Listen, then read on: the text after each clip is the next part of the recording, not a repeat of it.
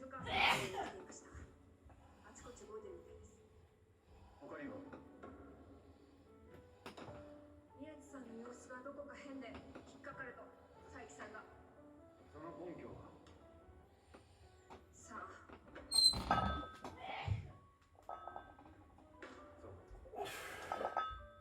それはそうか。桐生さんは西園寺さんと仲がいいんだろ。すみません。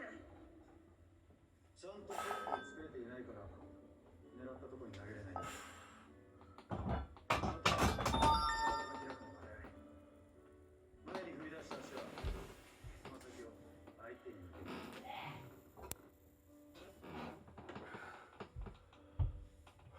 桐生さんが選んだ道を